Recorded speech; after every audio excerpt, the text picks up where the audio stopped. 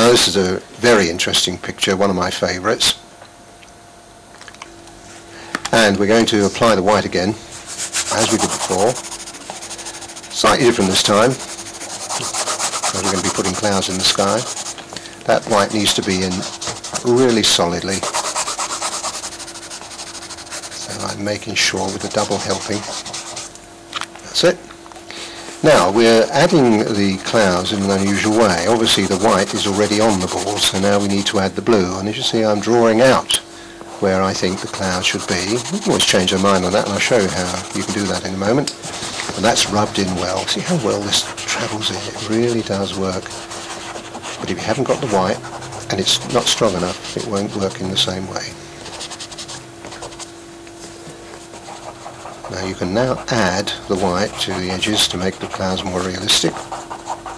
But at a point here where I'd like to put some, in that area I'm indicating, I'd like to put some more cloud in. So what I'm doing, I'm using my Faber-Castell Magic Rubber again and taking it off. That allows me to put some strong white back in. And look at that. Isn't that magical? Now I'm only doing small sections of this, but you can imagine if you magnify that across the whole picture. You see the difference between the two?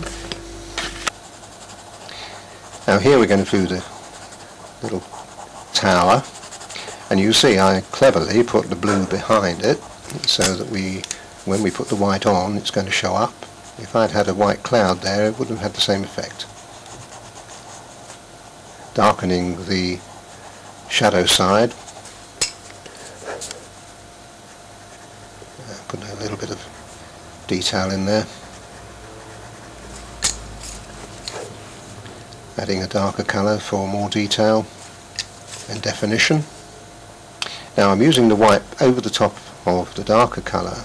That gives you a more attractive, less hard shadow, and you can repeat that several times if you want to.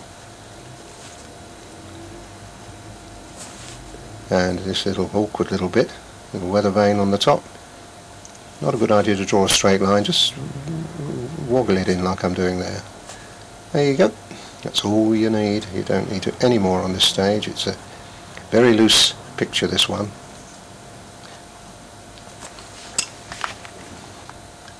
Now I've already advanced this a little from the time point of view, and I'll show you how I achieve those effects. First of all, again, the inevitable white on there. Some shadow going in a minute, so we need to have the white all the way through there. Now I'm rubbing it in because we need to have it more solid on the board, and then going over again with white and not rubbing it gives you a little texture. Using the ready ochre and the ochre in various degrees of strength gives you that lovely effect.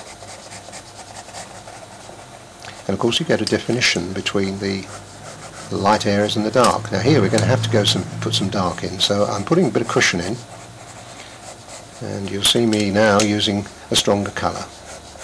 Now this has obviously got to go in lightly, otherwise it's going to be too harsh. And we put our definition again.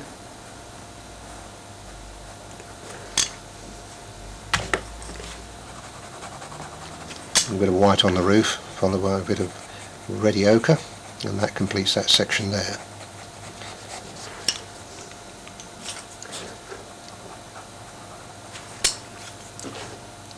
Now the windows. Again, I'm not being too fussy because it is a very loose picture, but by golly how dramatic it is, and you see the end picture.